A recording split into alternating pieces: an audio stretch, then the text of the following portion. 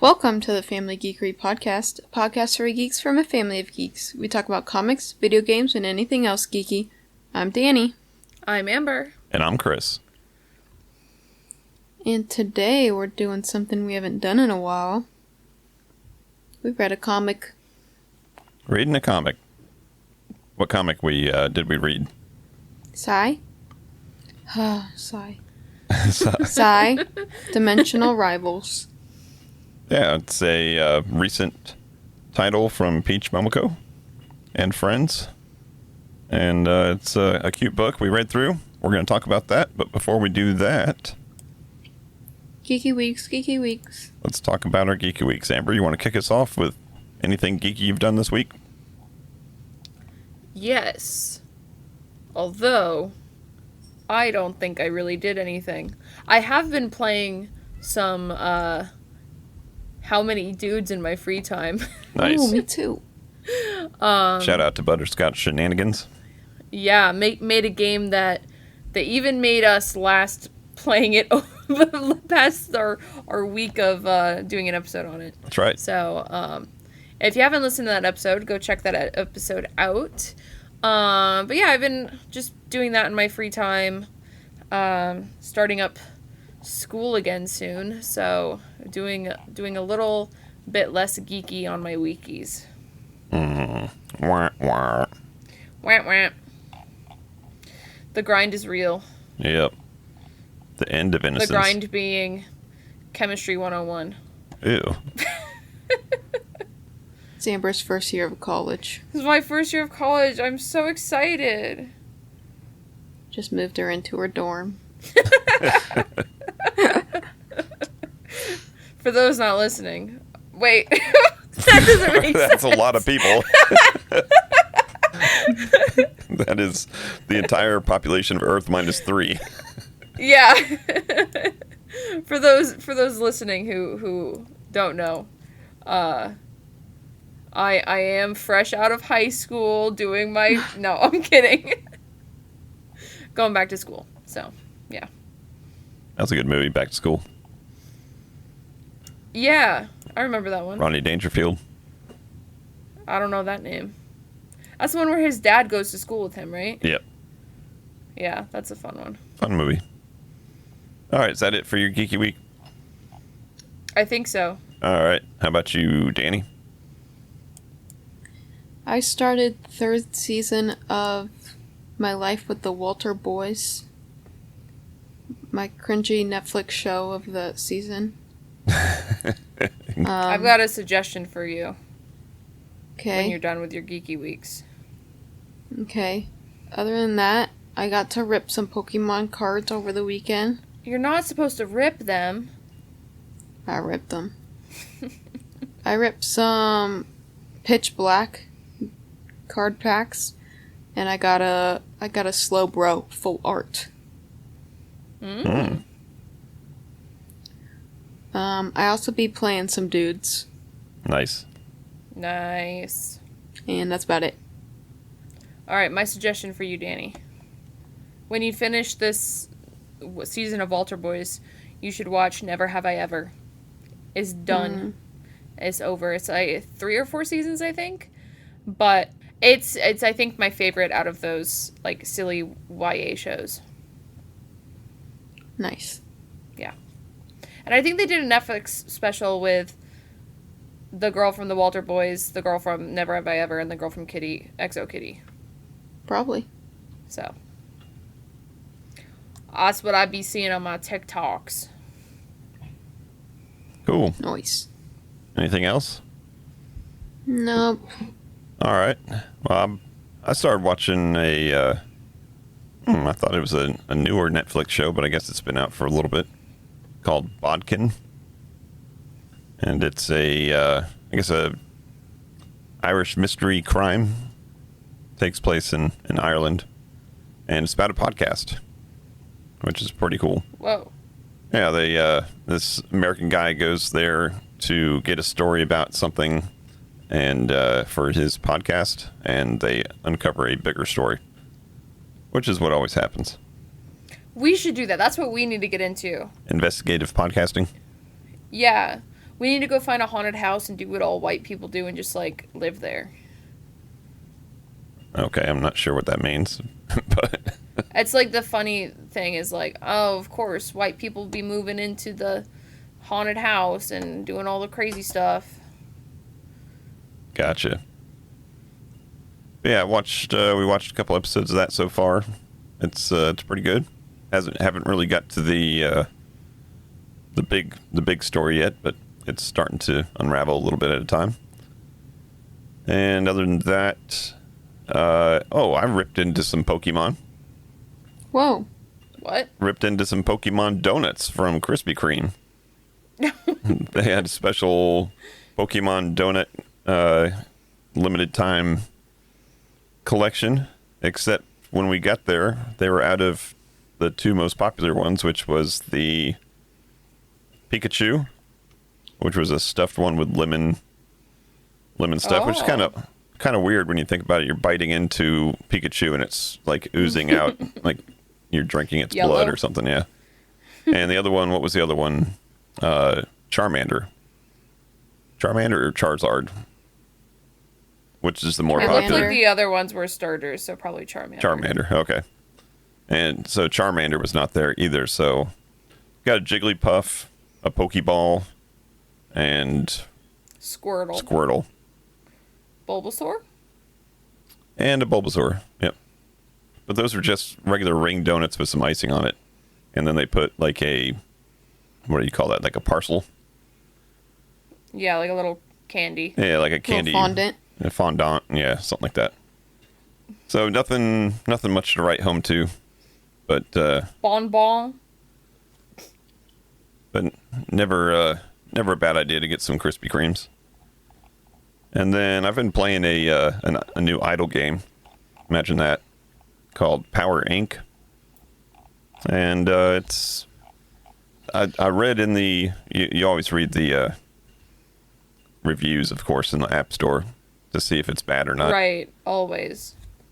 And the one review that kind of caught my eye was it said, "Hey, you should really have more of a tutorial." And I'm like idle games, like you click on the first thing that's on the screen and then you make that number go up and then something else pops up and you click on that. Like this. Ooh, I've never heard of that concept. Yeah, what do you need a tutorial for? Well, this game is kind of all over the place and there is no tutorial, so you don't really know what the heck you're doing. So I've been playing it for a week or two now and starting to kind of understand how the different systems coexist. But it is not super intuitive, but it's fun. The numbers are going up, I can tell you that much, which is all my dopamine That's what matters. System needs. But that's about it for me. So let's go ahead and get into this main episode here. We're talking about Psy, Dimensional Rivals. Now, Psy is a character that we've seen before in a previous issue when we were talking about, what, Demon Wars or Demon Hunters or... Demon Days. Demon Days. Yeah, Psy was one of the characters in one of those, which is basically, what, a Psylocke, a version of Psylocke Alternate, in this Peach Momoko universe. And if you're unfamiliar with Peach Momoko, you can go back and listen to episode 72. I just made that number up. An episode. Bro, you lying to our listeners. Yeah, episode many years ago. If you're not listening, then you have not heard of our episode on Peach Momoko. But she's a fabulous artist and also a storyteller, and this is her project where she's gathered some friends together, some artists and other fellow storytellers, and put together a little story for us. so exciting. Yeah. So it's obviously it centers around the character Psy, which again is what kind of style would you call this? I mean, it's not quite manga style, but it's definitely Japanese comic Yeah, style. like- I'm sure there's a name for it. Watercolor like. Yeah, It's like Peach Momoko style. She's It's got a Peach- pretty pretty distinctive style. yeah, that's the best way to describe it. It's a Peach Momoko style version of Psylocke with her dog, Logan, which she had in that other series also. What I can only guess is like a feudal Japan era, I guess. Yeah, kind of looks like that. Kind of like Inuyasha when they go back in time. So how do we want to do this? We want to just kind of talk through the story, like I'll start and then someone takes over when there's a couple shifts in the story, and the art shifts when the story shifts, which is pretty cool. Yeah. So I'll kick it off. She's just kind of hanging out, daydreaming. She thinks she sees a shooting star, and but kind of shrugs it off and tells her dog Logan, "Hey, let's go into town. I'm kind of hungry. Let's go get some food." So they go down into this bustling little downtown area, and she sees, hey, there's some kind of a ruckus going on over here. It's a arm wrestling competition, and people are lining up to arm wrestle this, what she calls a blue yokai. But he's kind of shrouded in a like garb that's kind of trying to hide his identity a little bit, but he's definitely blue-skinned and furry. And I wonder who that is. Yeah, he's just beating everybody at arm wrestling to the point that he's offering, what, a 2-to-1 odds? Whatever you bet, he'll pay you double if he loses. Right. And he's got a barker working for him. And the barker just happens to be also the lady from the soup store. Is that what it is? Or Yeah. So she calls over Sai and says, "Hey, you look like you could be up for this challenge." So Sai offers up a coin and says she was going to get some soba, a bowl of soba, but she's looking to double her money, and she instantly loses to this guy who we find out is Beast. And the lady who is there barking for him has a very interesting hairstyle, which we're going to find out real quick why she has a very interesting hairstyle. I don't think that's hair. Is it a I think it's like a headdress or something? A headdress type thing, yeah. Okay. It looked like arms flexing, but it looks like wood. Okay. But she she loses the arm wrestle, starts walking out of town again, and as soon as she gets out of sight of the rest of the bustling city and out into the woods somewhere, this lady who was barking for the Beast comes out and introduces herself as Galactico. So as soon as I read that, I was like, oh yeah, her headdress thingy does look like Galactus's head. I think it's supposed to be Galacta, his daughter. Oh, okay. The one that's like in Rivals. Gotcha. Because I think she's got like glasses. Oh, okay. And yeah, and Peach Momoko, I think, has a pretty good relationship with Marvel Rivals. So yeah, makes sense. So she wants to know, hey, I think you're hiding your true skill. What is your true skill or power? And I think that I can't tell exactly, but it looks like Beast throws down on her, like whips out his sword to get her to react to see if she uses her power to kind of defend herself. And she, of course, pulls out one of her blades and defends herself. And they say, okay, that's enough. We see you do have powers. I think you've got what it's going to take. I need you to go do a mission for me. So she explains, hey, she found these 6 stones, the 6 unique stones, and per the picture, they are, strangely enough, the same colors as the Power Stones. And she hears rumored that there's a 7th one, and she needs someone to go find the 7th one. So how about you go and find it? And she's like, what's in it for me? And Galactica is like, well, I've got all this money that I won off all those people that were trying to arm wrestle the Beast here and lost. So I'll give you that money. And she's like, yeah, I don't know. Go find a rock for you? That doesn't sound like a job for me. And then Galactica just pushes her into a little pond. Yeah. Go fetch. And then tells Beast, "Yep, we'll just wait. If she finds it, she'll know that she found it, and she'll come back." And so she's now in the water, sinking away. And now, at that point, the art style changes drastically. Yes. So who wants to pick it up from there? I got it. Cool. So, new art style means new dimension. Yeah. And she's like, "Oh, where am I? Where's my dog?" And then 2 ninjas attack her. Light work. She take them down. Right. Then she sees a wanted poster of herself. She's like, "Oh." And she's in a city with Kingpin? Yeah, I don't know. New York City. Oh. That is definitely the World Trade Center tower there. Oh, the new one. Yeah. Kingpin just like chilling. And then she like whips her sword in his face and he teleports her to another one. Yeah, this part's a little unclear. I'm sure they'll revisit that, because you don't just show Kingpin and Yeah. that's the end of it. How's she know him? She must know maybe the wanted poster has contact information or something like that. But the art style in this one might be my favorite art style. It's all black Yeah. and white, but there's one accent color on every page.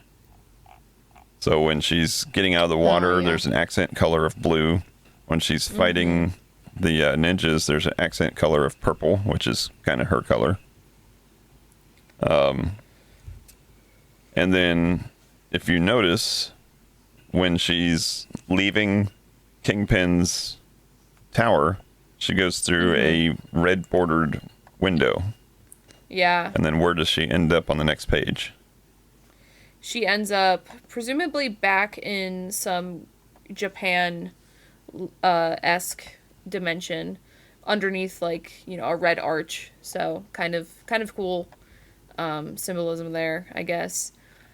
She's just kind of confused, like, oh, okay, I'm back here, but it's a different artist, different style, where she's like, okay, well, there's a village, let's go.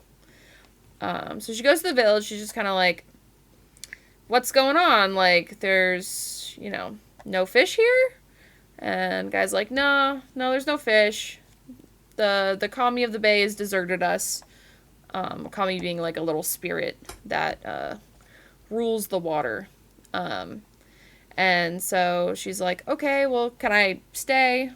And he's like, yep, let's take you somewhere. This guy's wife died, so you can go stay with him.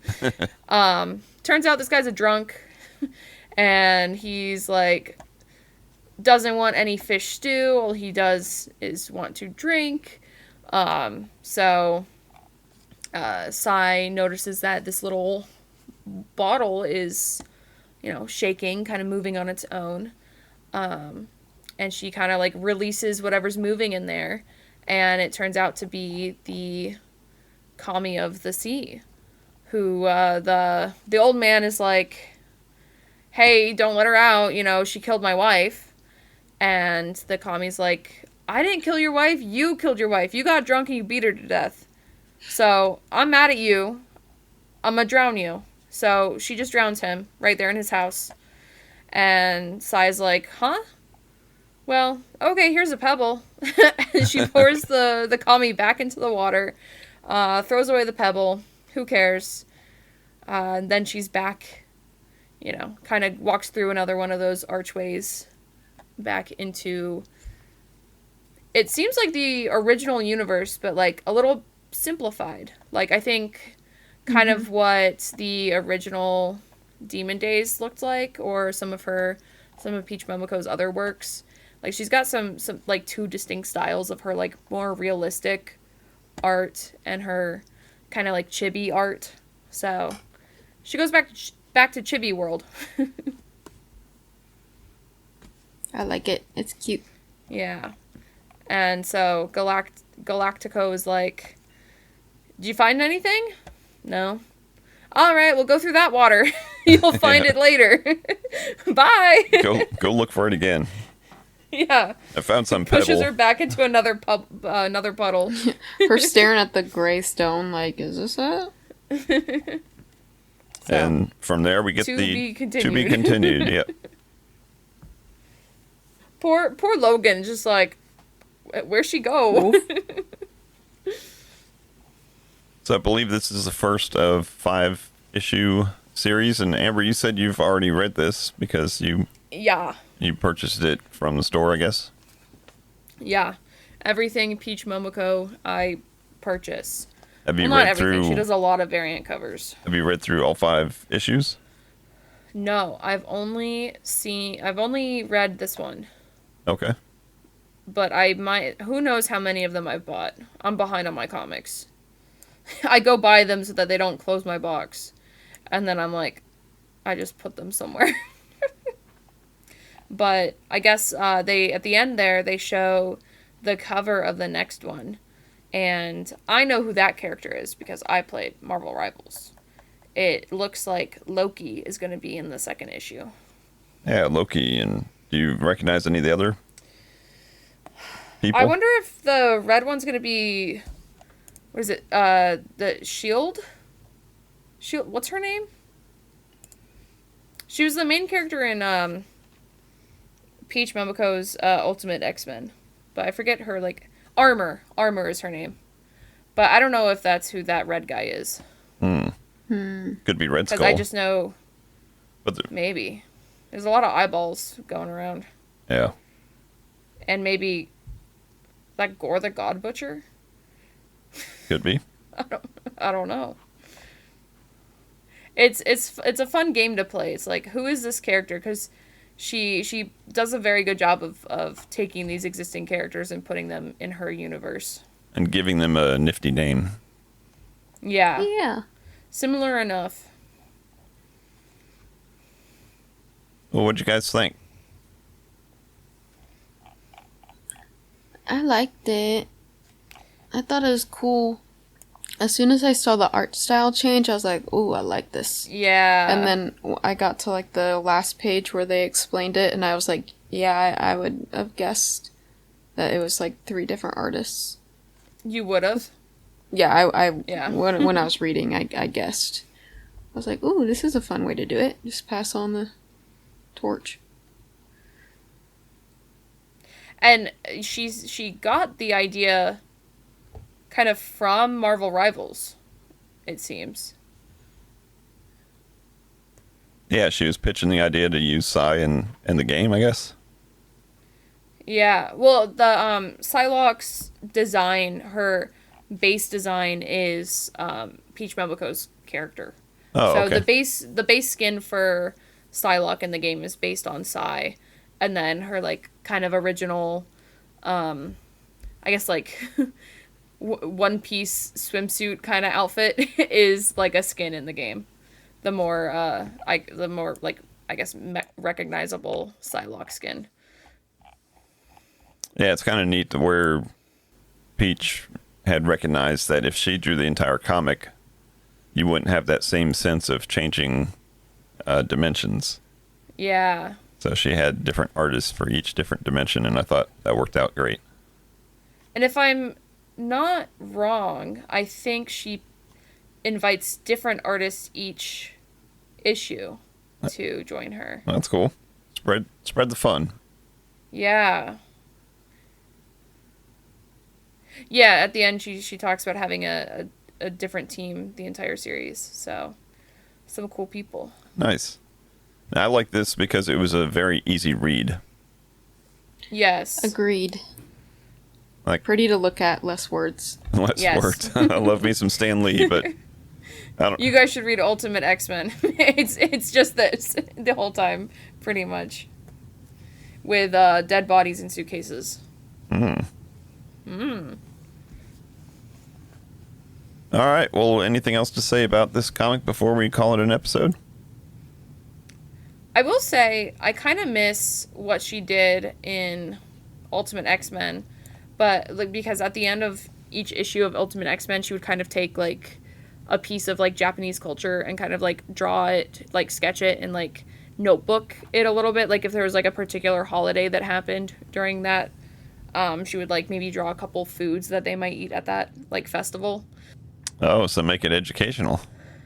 Yeah, but I think since this is just like a different universe entirely and not like based in modern day Japan, I can see why she didn't do that. But I miss her little sketches, you know. She should sketch out all the stones and explain which ones they are. That could be cool. And I also like how on her pages, you can tell that she like just like hand draws everything. Like all of the boxes, you can see sometimes like pencil marks where she has like guidelines and stuff. And sometimes like the watercolor goes a little bit outside of the border. So I just think it's cool. Very cool. Big Peach Momoko stan over here. Yeah, I think I might have to finish out this series. I say that all the time, but this one's an easy enough read that I think it'll be a good little time killer when I get some spare moments. All right, so before we close out this episode, let's talk about what's coming up next month, or next episode. Retro September. I'm not a month early this time. We got Retro September. Now we've got 5 Tuesdays in September. Whoa, it's another 5 Tuesday September. So here's the plan. 5 too many. The plan is Danny.